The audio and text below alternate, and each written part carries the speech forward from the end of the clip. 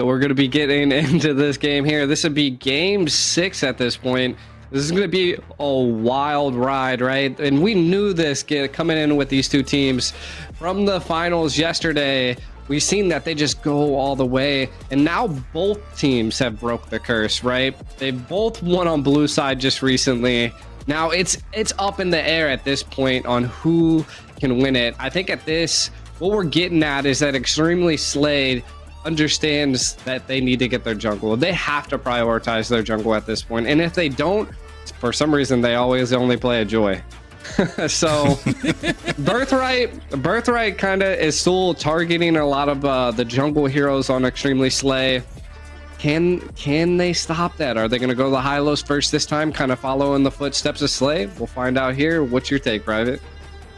When it came to the last draft, I want to say Birthright kind of focused down on the hero pool of Extremely Slay, try to take out all of those fighters, those heavier hitters and tankier jungles that they could have for them, and in so almost kind of shot themselves in the foot because they only left assassins open for themselves, where it came from the Nolan, and that left it open for the Cho pick, which is he's a great pick into assassins because he can get there, isolate them, and burst them down. And we saw it wasn't even just Nolan who was the target. He was able to find his picks onto Ulrich. He was able to find it. He even found one onto Belleric, where the team where they actually kind of turned it around a bit. But it's just one of those things that you kind of have to think about here. As you can see here, that Julian is definitely not making it across from Birthright, as we got a big front row seat as to why he is so strong. And I'm hoping against hope that we have a plan here for the Matilda, because I want to say the last few times that she's been picked up,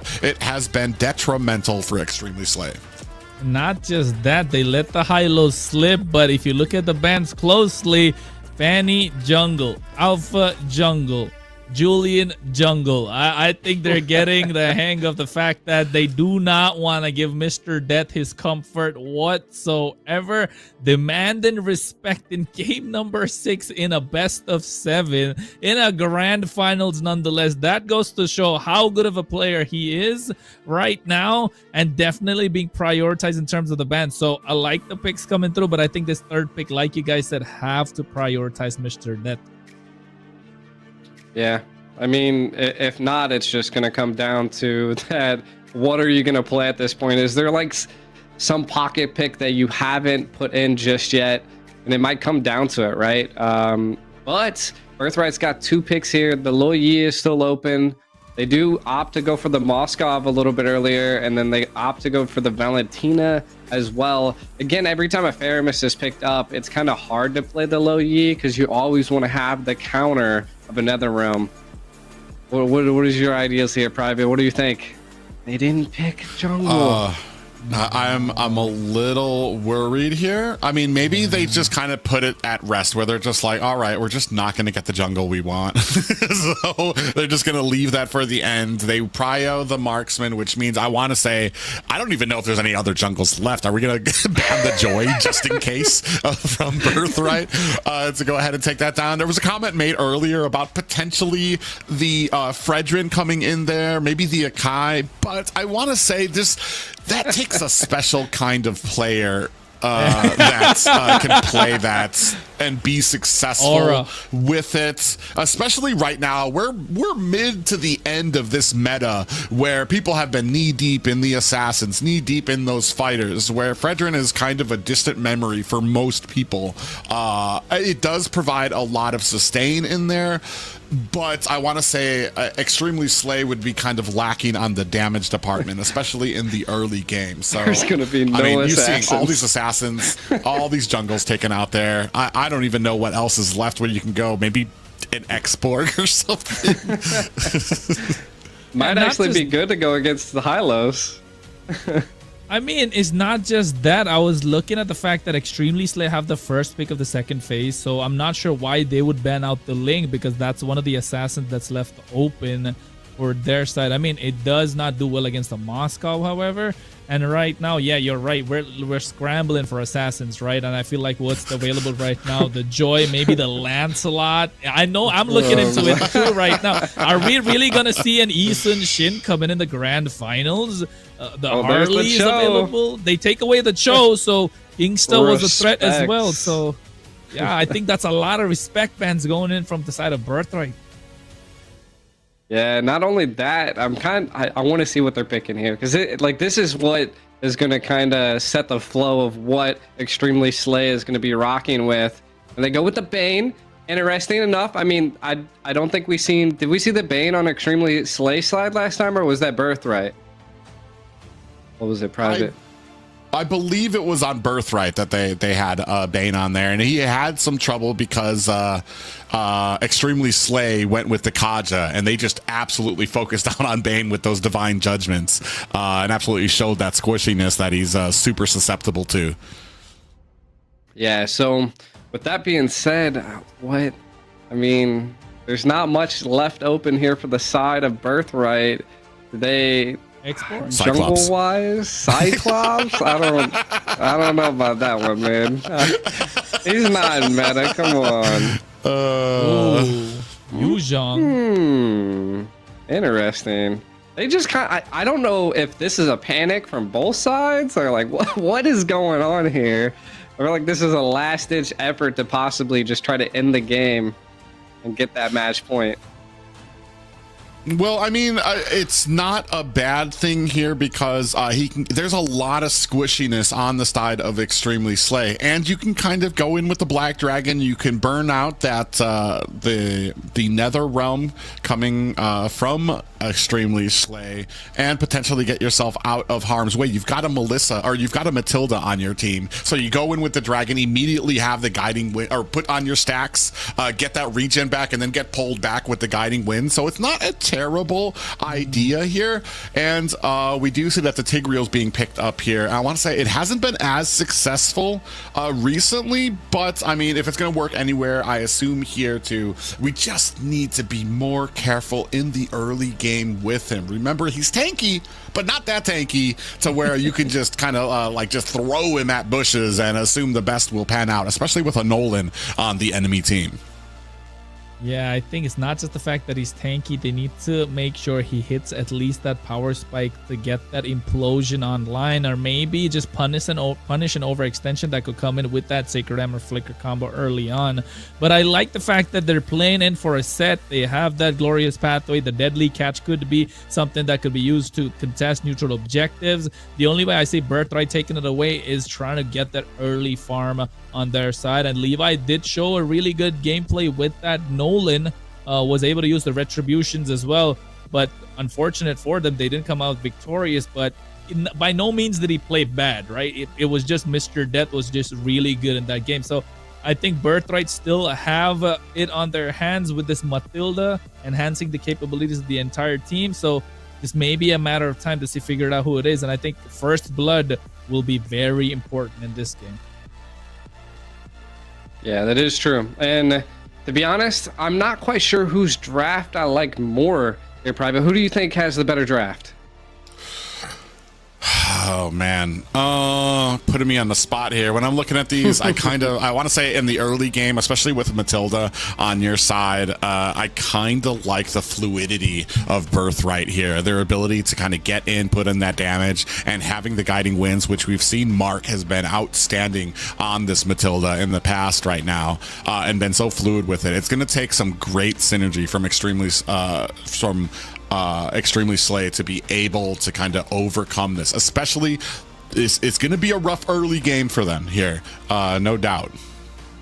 Yeah, and not only that, I kind of want to see, we've seen the Matilda actually pop off, so I want to see what they can get done with it. It has the ability to get in and out, and you can kind of get out of Tig's ultimates when that does happen. But we're going to be getting in here as the match point. Birthright still looking to take the game here against Extremely Slay, while Extremely Slay is pushed back against the wall looking for the reverse sweep.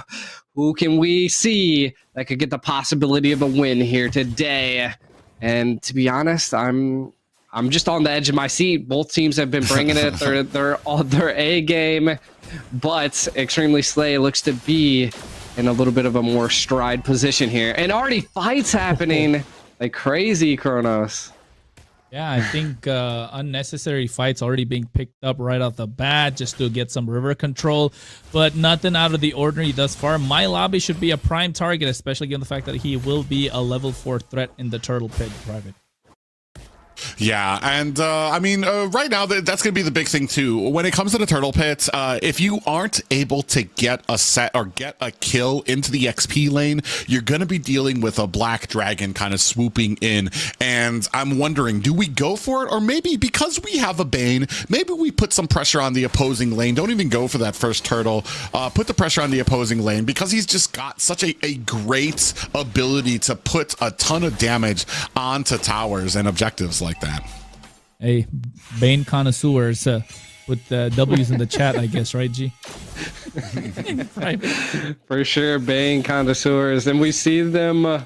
I mean, they do exceed and excel pretty well, but they have to come online. Danny gets pulled back though. Yeah, you can see Furious Dive with a Petrify combo coming in. First blood in the hands of course, Levi, but they lose 2 as well. Bubble goes down with Mr. Death, and instantly Birthright get control of the turtle pit. Kingston Hoshik can only watch, but he want to contest with the glorious pathway going in. He has a lot of damage. He is tanky, but not that tanky. Guess what? The Kingston got taken down. And the turtle in the hands, of course, a Birthright Private. Yeah, and this is exactly what I was talking about. As a Tigreal, I mean, you got to be just a little bit more careful. The early game was always going to go to Birthright. Those early fights, I don't care how great you are on the Bane, you're not going to be able to out-damage Levi on a Nolan in this early game. So you need to kind of have a different type of plan there going for it. And maybe that means you give up a few objectives, but you can't just be passive. Ooh, a little bit of a push there, but Mark able to find himself an escape. Yeah, I feel like the biggest thing that we're going to see from Birthright is that they have a ton of purifies, right? So, like, how viable is Kingsta going to be? I feel like they definitely have to bait out quite a few of those and then understand and communicate to be able to change or even take strides against Birthright. So I feel like that's a good winning condition against Extremely Slay. Oh, Kingsta is the threat. They want to take down Flicker, committed, circling Eagle. Still there, delayed until the end, but there comes the implosion. The Purify popped once again. Levi will pick up the kill. 2-0-1 as a Nolan in the early game. Seems like they're trying to run away with it this time, Private. Yeah, and this kind of comes down, as I've talked about this before, when it comes to kind of teams at this level. The sore, the weak link can sometimes be a roamer getting out of position. Ooh, a little bit of a pounce there. Yeah, Black Dragon form coming out from MLBB already, but here comes the glorious pathway. The cavalry coming in for the side of Extremely Slay. They go in, but at the same time, Fracture comes in. Nether Realm from both sides, but Wicked pops into Nibiru's Passion. They get Hoshik, however, not enough. Will they go for the re-engage? I'm not really sure about that. I don't think so. I mean, one of the things that we've always talked about is if Mr. Death is not there, he doesn't. It seems like the opposite happens for his team. They receive the deaths. And look at the Tig. What is going on here? He is in the back line looking for a play. Kingsta, dude, he is sneaky. How does he get in there? I feel like he kind of pulled the trigger a little too fast. Like all that hiding, and then you're just going to go ahead and try to push out there. We do have the deadly catch out there. Keeps in trouble again. Yeah, Circling Eel comes out, killing spree. MLBB 3-0-2, not where you want to see a Black Dragon. I was just about to say, they got the Purify on Urek with that deadly catch. Kingsta could have gone for an opening, but he gets taken down a little too early. Turtle again's in the hands of Levi, but you can see the discipline G. 6-0, Extremely Slay, 3K behind. Yeah, I mean, we've seen this before, and then all it takes is for, you know, Mr. Death to come online, Wicket to come online. I don't think we've seen too many crazy plays by Wicket. Oh my goodness, Petrify, Furious Dive, 2-man knockup, but at the same time, you can see NetherRealm to help them survive, but without that NetherRealm, they could go for the engage. They don't want to. Kingsta's positioning, absolutely crucial right now. He could get the implosion, doesn't want to, but Wicket is there to dish out the damage. They call it a day. They realize that's not the opportunity, and at Private, I think they might want, you think they're, I'm not sure if they got to extend this.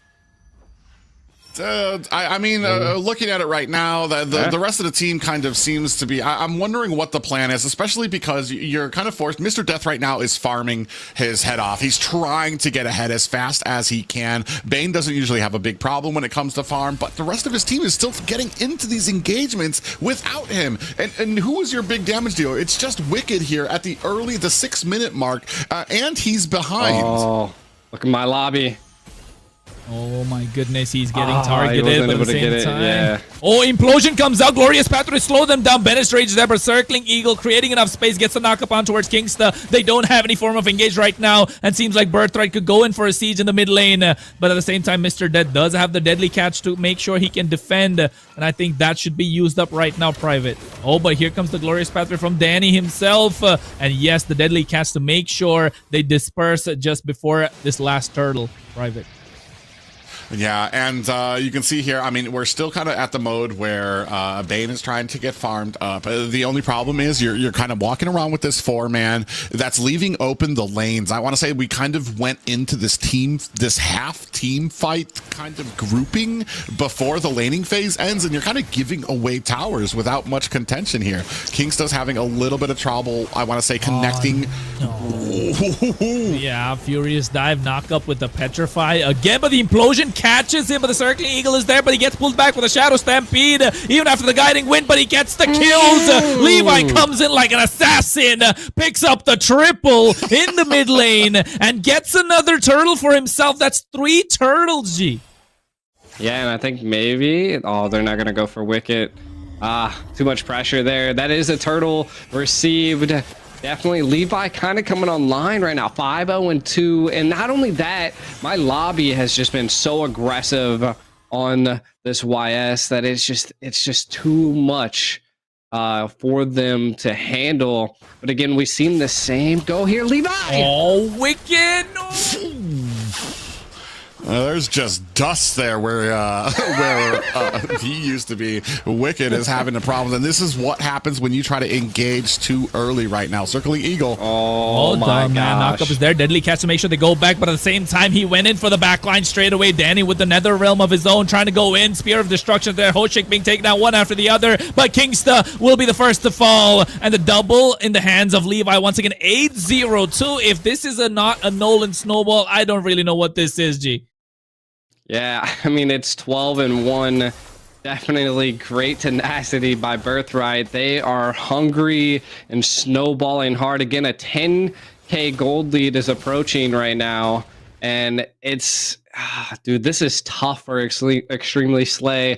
Kingsta's 0-5-0 just hasn't been able to get in there, and I think that attributes to all of the purifies that we see from Birthright. And the Lord coming up in 40 seconds, I don't know how Extremely Slay can contest.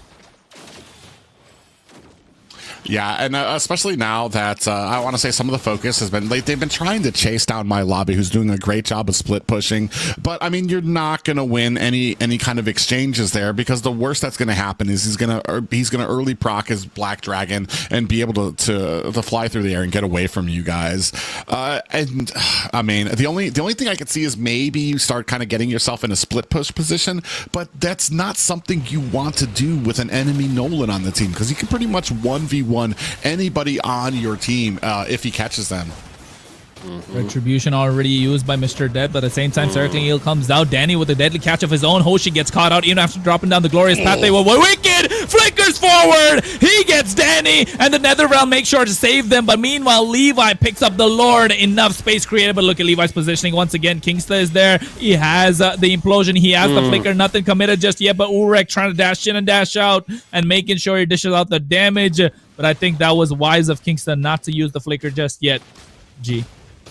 Yeah, and again, I think that was a good go by Extremely Slay, right? They were able to take out Danny, but in the meantime, they did lose a Lord, and then the timing of this Lord allowed Danny to be able to be there for the Lord push. So I think it's going to come down to maybe if they could possibly hold this out even longer. It's going to be a tough go, because look, there's only one passive left on the right tower, and then kind of taking a look at some of the items, Beatrix only has 2 main items right now. So again, the damage just is not there just yet for Extremely Slay.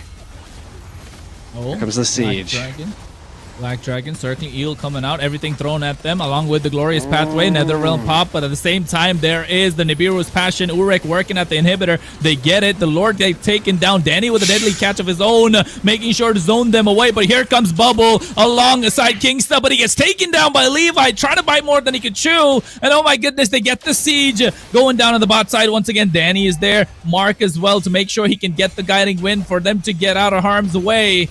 And seems like Kingsta is standing tall as the frontliner. Oh, fracture coming in from Levi, but nobody falls down just yet. I think Private, they got what they came for, didn't they, Birthright?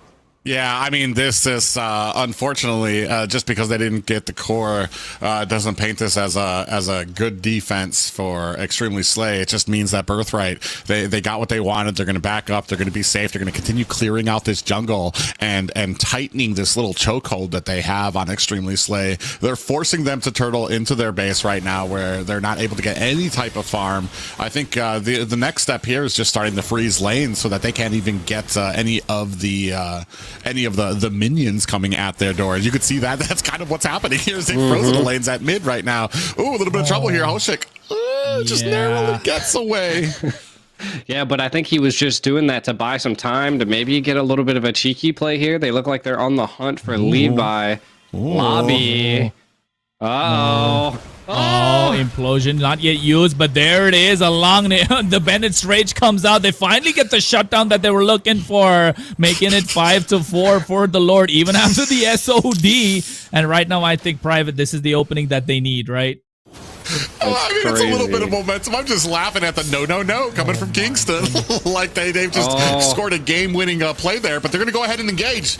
Glorious pathway. Wicked wants to go in. He gets the kill on towards Danny, but you can see the Nibiru dishing out a lot of damage. Urek versus Wicked. Wind of Nature along with the Nether Realm, making sure he can survive, but he gets a Spear of Misery. But a little too late. Levi comes in on towards Mr. Death, who goes down after drinking the ale even. But right now, the Lord less than a quarter HP. Retribution is there from Levi, but he wants to go straight for the base. Wicked wants to get the Lord. They're trying to cancel them from recalling. The Lord is secured, but the base crystal left open. Kingston is the only one left standing. He doesn't have the flicker. He has the implosion, but it's a little too late. Not really. The minions are not there. Levi overextended, and he gets shut down by Bubbles. The Lord, Luminous Lord, marching down the bot lane, and I think they bought enough time. Kingston trying to go in with the conceal play as well, Kit Private.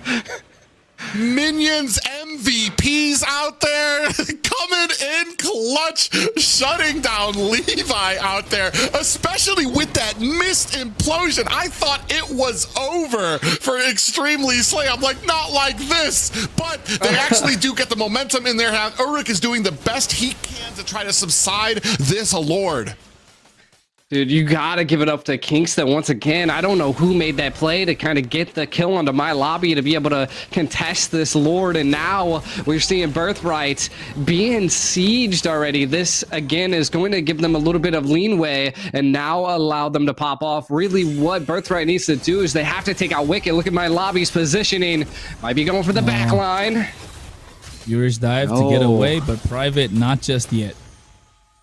Yeah, I mean, they have the momentum on their side. They've kind of narrowed this down to a 1K gold lead. They did it, but they need to be careful.